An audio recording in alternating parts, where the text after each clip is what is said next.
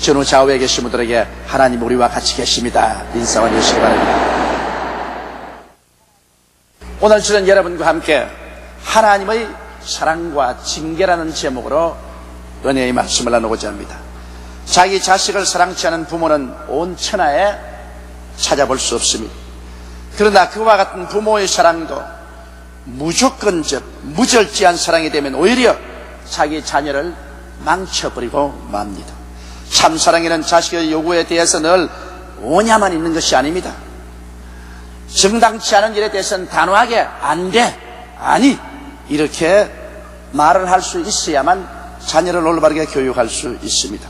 오늘날 너무나 복잡하고 바삐 돌아가는 세상 속에 자녀를 자상하게 돌볼 수 있는 마음의 여유도 없고 시간의 여유도 갖지 못하므로 부모들은 그 마음속에 있는 죄의식을 메꾸기 위해서 무조건 자녀의 요구를 들어주고, 그리고 그 죄의식을 메꾸는 조건으로 음식을 받아주고 돈으로서 모든 문제를 해결하려고 애를 쓰고 있는 것입니다.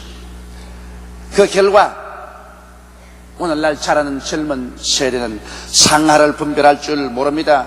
어른인지 아래에 있는지 그걸 분별하려고 생각도 않고 무례한 행동을 하는 젊은이, 황금과 물질 만능을 인생 철학으로 갖는 젊은이, 폭력으로 자기의 뜻을 관철시키는 젊은 세대가 양산되어 가고 있습니다.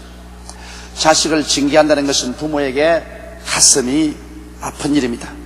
어느 부모든지 자식을 꾸지람하고 자식을 채찍질하고 난 다음 그 마음이 아프지 않은 분은 한 사람도 없습니다. 그러나 참 사랑은 과보호에만 있는 것이 아닙니다. 차디찬 훈계와 준엄한 징계로 자녀를 참 인격으로 성장시키는 것이 부모가 자녀에 대한 참 사랑인 것입니다.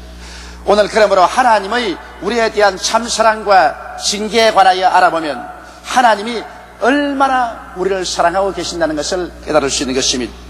우리가 첫째로 오늘 알아보고 싶은 것은 하나님의 최고의 피조물인 인간인 것입니다.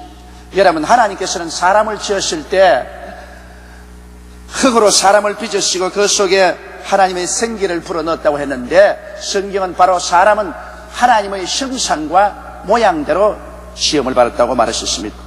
여러분, 이 세상의 사람들은 모두 다 자기 개인의 형상과 모양을 사랑합니다. 하물며 하나님께서는 하나님이 특히 이 우주 가운데 오직 유일하게 사람만 하나님의 형상과 모양대로 지었기 때문에 하나님은 만물 중에 인간을 제일 사랑하십니다. 그리고 하나님은 오직 인간과 대화가 되시는 것입니다. 하나님 만드신 모든 자연 만물과 동식물은 하나님과 대화는 되지 않습니다. 그러나 하나님의 형상과 모양대로 지은 사람은 하나님과 함께 대화가 되는 것입니다. 이러므로 하나님은 사람을 사랑합니다. 하나님께서는 우주 만물 가운데 인간을 지으신 것은 인간을 사랑하고 인간과 대화를 나누기 위한 것입니다. 그렇기 때문에 하나님은 인간을 극진히 사랑하셨습니다. 시편 8편 4절에 보면 하나님이 지으신 하늘과 달과 별들을 보으니 사람이 무엇이고 한데 주께서 저를 생각하시고 인자가 무엇이고 한데 주께서 저를 권고하시나니. 여러분, 사실 밤하늘을 한번 쳐다보십시오. 저 무수한 별들과 저 해와 달과 그 모든 천체들, 도저히 우리 인간과 상상할 수 없고 대비할 수 없을 만큼 크고 영광스럽습니다. 그런데도 불구하고 하나님이 그걸 다 제껴놓고 이 세상에서 택질과 먼지 같은 인간을 생각하시고 인간을 사랑하시고 인간을 돌보신다니 감격하지 아니할 수가 없습니다. 이와 같이 하나님께서는 인간을 사랑하셔서 인간을 위해서 이 모든 만물을 지으신 것입니다. 그런데도 불구하고 인간은 하나님을 배반하셨습니다. 여러분 잘 아시다시피 아담과 하와가 하나님께 순종하고 하나님이 만드신 만물을 누리고 살기를 원치 아니하고 자기가 하나님께로부터 독립해서 하나님처럼 자기 스스로 살기를 원해서 하나님을 배반하고 말한 것입니다. 그럴 때 하나님의 심정의 아픔은 이로 말로 다 할 수 없었습니다. 자기 사랑하는 자기의 형상과 모양의 자녀가 자기를 배반할 때 하나님의 심정의 괴로움을 우리가 감히 상상해 볼 수 있겠습니까? 성경은 이사야서 1장 2절로 4절에 하나님은 배반한 하나님의 자녀들에 대한 심정을 이렇게 말씀하고 있습니다. 하늘이여 들으라, 땅이여 귀를 기울이라. 여호와께서 말씀하시기를 내가 자식을 양육하는 걸 그들이 나를 거역하였도다. 소는 그 임자를 알고 나귀는 주인의 구유를 알건만 이스라엘은 알지 못하고 나의 백성은 깨닫지 못하는도다 하셨도다. 슬프다. 범죄한 나라여 허물진 백성이여 행악의 종자여 행위가 부패한 자식이로다. 그들이 여호와를 버리며 이스라엘의 거룩한 자를 만일이 여겨 멀리하고 물러갔도다. 보십시오. 하나님께서 얼마나 마음이 괴롭기에 하나님을 배반한 자식에 대해서 이와 같이 하늘을 주고 땅을 주고 탄식을 하십니다. 여러분, 하나님이 얼마나 위대하십니까? 얼마나 거룩하십니까? 하나님이 무엇이 부족합니까? 그러나 하나님을 배반한 인생들을 위해서 하나님께서는 장탄식을 하시는 것입니다. 에레미야서 2장 13절에 보면 내 백성이 두 가지 악을 행하였나니 곧 생수의 그런 데는 나를 버린 것과 스스로 웅덩이를 판 것인데 그것은 물을 저축지 못할 터진 웅덩이라고 말하셨습니다. 하나님께서는 왜 너희가 악을 행하느냐? 내가 생수의 근원이다. 나를 떠나서는 너희 목말라 살 수가 없다. 그런데도 불구하고 너는 나를 헌신자같이 버리고 너희 스스로 살겠다고 해서 독립해서 너희가 생수의 우물을 판다고 파고 있다. 너희가 과학 문명을 발전시키고 문화를 발전시키고 혹은 종교를 만들고 철학을 만들고 우물을 파보지만은 그 우물은 터진 우물이다. 물을 저장할 수 없고 그건 생수가 될 수 없다고 하나님은 탄식하고 있는 것입니다. 인간은 하나님을 배반하고 나오고 난 다음에 스스로 절망의 구름텅이 속으로 들어간 것입니다. 그런데 하나님께서는 이러한 인생을 그대로 내버려 두었을까요? 오늘 두 번째 여러분과 알고 싶은 것은 인간을 구원하려는 하나님의 결의를 우리가 한번 살펴보자는 것입니다. 여러분, 하나님께서는 그냥 이대로 인간을 버려두어도 괜찮을 것입니다. 하나님이 왜 그렇게 인생을 사랑하시는지, 이래서 사람을 건지기 위해서 하나님은 결단을 내렸습니다. 그것은 당신의 외아들 예수를 보내시겠다는 것입니다. 이것은 정말 어려운 결단입니다. 하나님이신 그 아들을 사람의 몸을 쓰게 해서 이 땅에 보내어 사람을 대신해서 십자가에 죽게 한다는 것이 쉬운 일이겠습니까? 하나님이 세상을 이처럼 사랑하사 독생자를 주셨으니 누구든지 저를 믿으면 멸망하지 않고 영생을 얻으리라. 하나님께서는 그 아들을 통해서 우리를 구원하기 위해서 이 땅에 보내주셨고, 그 아들 예수님은 우리의 모든 죄와 허물을 대신 짊어지고 십자가에 올라가셔 하나님의 심판을 받아 그 몸을 찢고 피를 흘려서 죽음을 통하여 우리의 죄가를 도말하신 것입니다. 우리의 하나님 배반한 죄가 얼마나 무섭든지 하나님의 아들 예수께서 친히 오셔서 완전한 하나님이요 완전한 사람이신 예수께서 우리의 죄를 대신해서 도말할 수밖에 없는 것입니다. 이러므로 이제 예수 그리스도 안에 들어오면 우리는 하나님의 새로운 피조물이 됩니다. 고린도후서 5장 11절에 그러므로 누구든지 그리스도 안에 있으면 새로운 피조물이라 이전 것은 지나갔으니 보라 새 것이 되었도다. 옛날에 하나님이 지은 피조물이 아닙니다. 이제는 우리는 예수 안에서 새로운 피조물이 됩니다. 다시 말하면 예수를 믿은 사람들은 보통 사람들이 아닌 것입니다. 이제는 새로운 피조물들이 된 것입니다. 겉으로 보기에는 똑같은 인생인 같지만은 실제로 하나님 보시기에는 세상 사람과 하나님의 사람은 완전히 종류가 다릅니다. 세상 사람은 하나님이 흙으로 지어서 생기를 불어넣었으나 타락해서 사망의 종이 되었지만 이번엔 예수 그리스도를 통해서 하나님께서는 우리를 새로운 피조물로 만들어 놓은 것입니다. 여러분, 새로운 피조물에 대해서 성경은 말하기를 이전 것은 지나갔다고 말하셨습니다. 하나님께서 과거에 흙으로서 만드시고 생기를 부어넣어서 만든 아담과 하와의 그 후계들은 지나갔다는 것입니다. 옛사람은 지나가버리고 말았다는 것입니다. 고린도전서 15장 46절로 40절에 보면 그러나 먼저는 신령한 자가 아니요 육 있는 자요 그 다음에 신령한 자니라. 첫 아담은 땅에서 났으니 흙에 속한 자이거니와 둘째 사람은 하늘에서 나셨느니라고 말하는 것입니다. 우리는 예수를 믿음으로 말미암아 그리스도에게 속했으므로 이제 옛날 아담에게 속했던 육의 사람은 지나가고 하늘에서 나온 예수 그리스도의 모습을 쫓아서 신령한 사람들로 우리는 피조물이 된 것입니다. 썩을 것은 지나가고 욕된 것도 지나가고 약한 것도 지나가고 육신의 몸을 가진 것도 지나가고 우리는 예수 그리스도의 신령한 생명에 참여하는 자가 되고 말한 것입니다. 이러므로 우리는 이전 것이 지나갔다는 것을 알아야 되는 것입니다. 육의 인생이 지나갔다는 것을 알아야 되는 것입니다. 흙에 속한 사람은 이제 우리는 지나가버리고 말았었습니다. 그러므로 보라 새 것이 되었더라. 고린도전서 15장 48절에 무릇 흙에 속한 자는 저 흙에 속한 자들과 같고 무릇 하늘에 속한 자는 저 하늘에 속한 자와 같으니라고 말했습니다. 우리가 옛날에는 흙에 속한 자의 모습을 닮아서 아담과 하와의 후손으로 살았지만은 이제는 그렇지 않습니다. 이제는 하늘에 속한 자 예수 그리스도를 믿음으로 말미암아 우리는 저 하늘에 속한 자들과 같이 되고 마는 것입니다. 우리의 시민권은 세상에 있지 않습니다. 우리의 시민권은 하늘에 있습니다. 우리는 세상에서 태어난 사람이 아니라 이제 하늘에서 태어난 사람들이 된 것입니다. 이는 혈통으로나 육정으로나 사람의 뜻으로 나지 않고 아버지께로 난 자들이라고 말했습니다. 옛날에 이 땅에서 구정모열로 육신의 사람으로 이 땅에 속한 사람으로 흙에 속한 사람으로 태어났지만은 이제 예수 믿고 난 다음 우리들은 하나님께로부터 태어나서 신령한 사람으로 태어나고 하늘에 속한 사람으로 태어나고 말한 것입니다. 그러므로 여러분과 나는 세상의 자녀들이 아니라 이제는 천국의 자녀들이 된 것입니다. 고린도전서 15장 44절에 육의 몸으로 심고 신령한 몸으로 다시 사라니 육의 몸이 있은즉 또한 신령한 몸이 있느니라고 말한 것입니다. 우리 육의 몸으로 예수 그리스도를 믿었어. 이제는 육의 몸은 청산해버리고 신령한 몸으로 다시 살게 된 것입니다. 이러기 때문에 골로새서 1장 13절로 14절에 그가 우리를 흑암의 권세에서 건져내사 그의 사랑의 아들의 나라로 옮기셨으니 그 아들 안에서 우리가 구속곧 죄사함을 얻었다고 말한 것입니다. 이러기 때문에 우리는 세상 나라에 속해 있지 않습니다. 세상 나라는 마귀가 임금이요 마귀가 신인 것입니다. 그리고 육신의 정욕과 안목의 정욕과 이 세상 자랑을 따라 홍수와 같이 밀려갑니다. 그러나 우리는 이 세상에서 옮겨내어 이제 하나님의 사랑의 아들 나라로 옮겼습니다. 하나님의 사랑의 아들 나라는 바로 천국인 것입니다.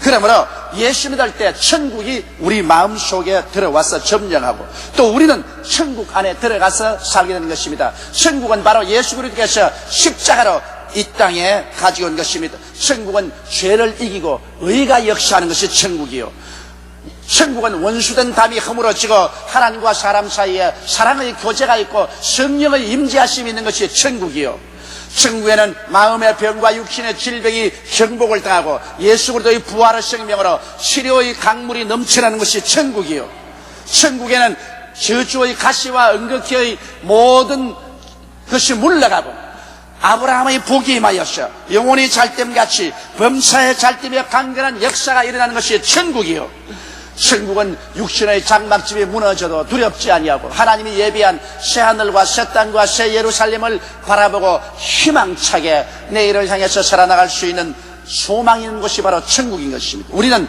예수 그리스도로 말미암아 천국이 우리 속에 들어오고 우리는 천국에 들어가서 천국의 자녀가 되었으므로 예수 믿고 난 다음에 내가 어떠한 사람이 되었다는 것을 확실히 알게 되시기를 주님의 이름으로 축원합니다. 그러면 세 번째, 이제 하나님의 자녀요 천국에 든 자녀들을 하나님은 어떻게 교육하시는지 알아야 되겠습니다. 자기 자녀를 교육하지 않은 부모는 아무도 없습니다. 이와 같이 우리가 예수 믿게 되면 하나님은 당신의 자녀들을 반드시 교육하신 것입니다. 에베소서 4장 15절에 보면 오직 사랑 안에서 참된 것을 하여 범사에 그에게까지 자랄지라 그런 머리니 곧 그리스도라. 우리 하나님께서는 우리의 머리들은 예수 그리스도의 모습을 닮아서 그리스도의 성품까지 자라나기를 원하시는 것입니다. 이러므로 하나님은 영적 성품에서 우리가 자라나기를 원합니다. 우리는 말씀으로 충만하고 성령에 충만해서 영적인 모습에서 그리스도를 닮아가기를 원합니다.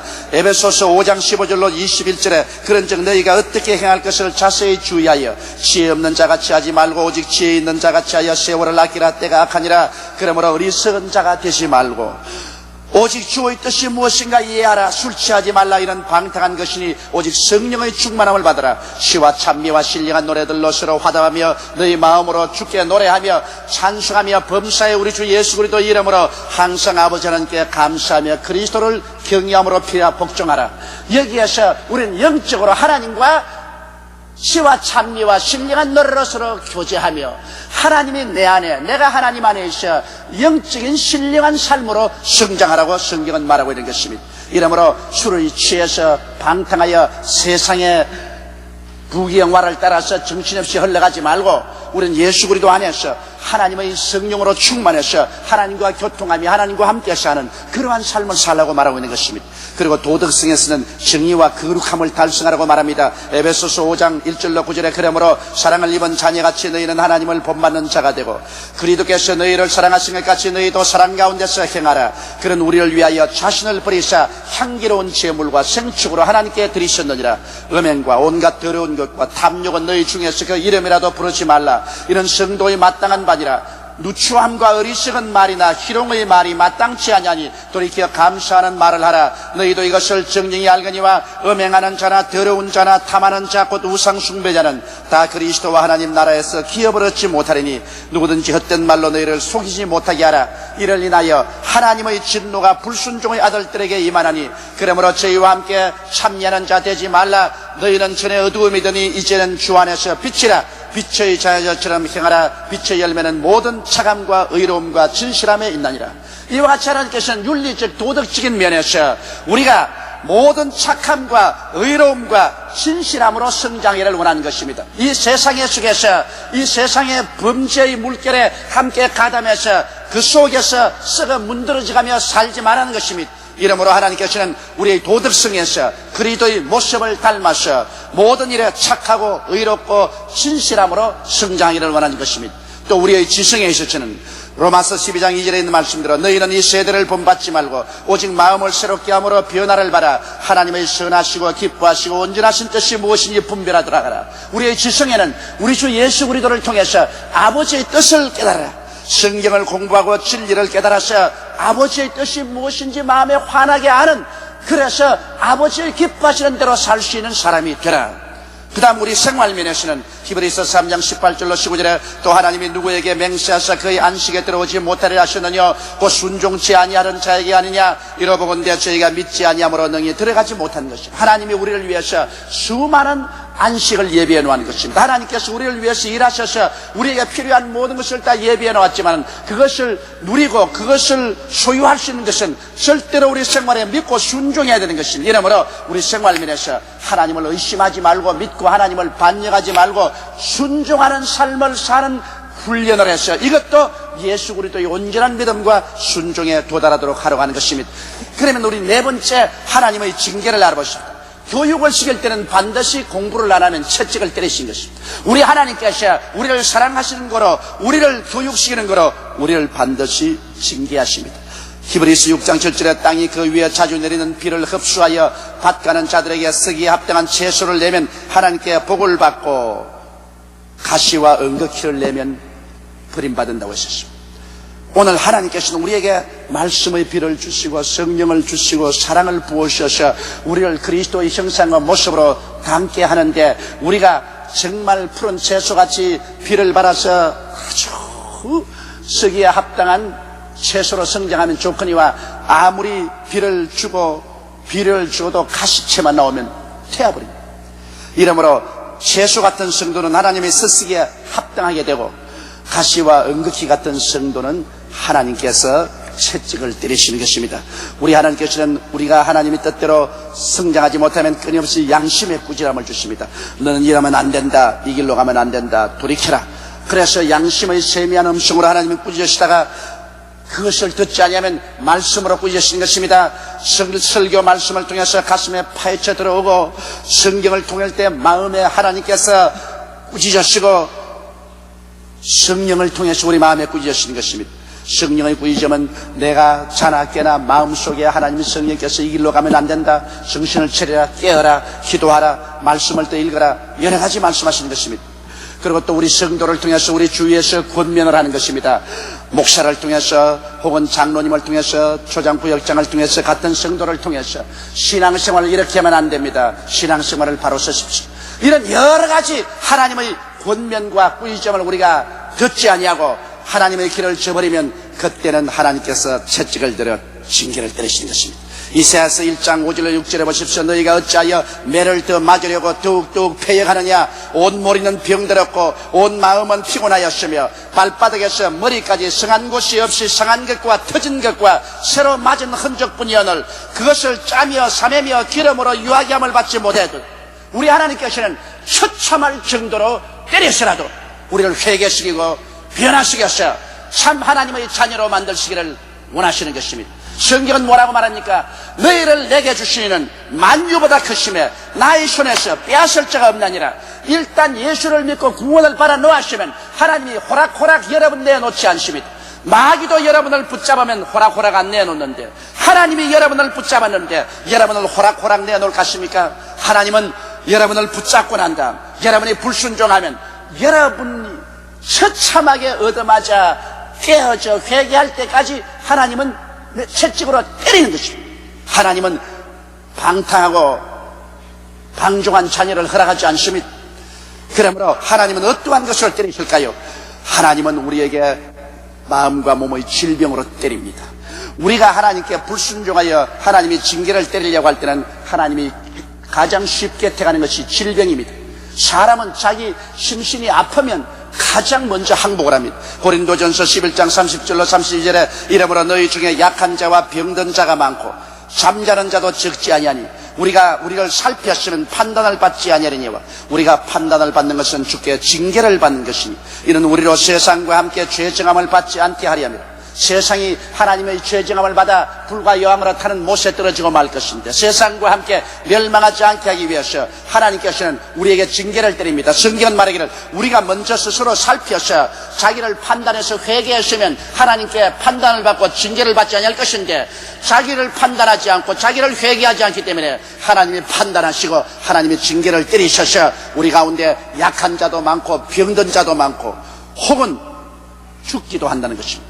하나님께서 이와 같이 뜨겁고 열렬한 마음으로 여러분 우리 한 사람도 멸망하지 않고 영생을 얻게 하기 위해서 하나님은 징계를 베푸시는 것입니다. 히브리서 12장 5절로 6절에 또 아들들에게 권한 것 같이 너희에게 권면하신 말씀을 잊었도다. 일러스되 내 아들아 주의 징계하심을 경히 여기지 말며 그에게 꾸지람을 받을 때 낙심하지 말라. 주께서 그 사랑하시는 자를 징계하시고 그의 바라시는 아들들마다 채찍질하심이라 하셨으니 그러므로 하나님께서 징계하실 때 그 징계를 가볍게 여기지 말라고 하셨습니다. 하나님 징계받을 때 마음에 엄숙하게 그 징계를 받아들이는 것입니다. 그리고 징계당할 때 낙심하지 말라는 것입니다. 낙심해서 에라 될 대로 되라면 그때는 박살이 납니다. 징계를 당할 때는 꼭 자기 가슴에 손을 얹고 살펴보고 회개하고 그리고 하나님을 진실로 공경하고 그때로부터 돌이켜 하나님께 진실로 복종해서 살겠다고 마음에 각오를 해야 되는 것입니다. 우리 여러분 징계가 그 당시에는 괴로워 보여도 세월이 지나고 나면 징계보다 좋은 것이 없습니다. 히브리서 12장 11절로 13절에 보면 무릇 징계가 당시에는 즐거워 보이지 않고 슬퍼 보이나 후에 그로 말미암아 연달한 자에게는 의의 평강한 열매를 맺나니 그러므로 피곤한 손과 연약한 무릎을 일으켜 세우고 너희 발을 위하여 곧은 길을 만들어 저는 다리로 하여금 어그러지지 않고 고침을 받게 하라고 말하는 것입니다.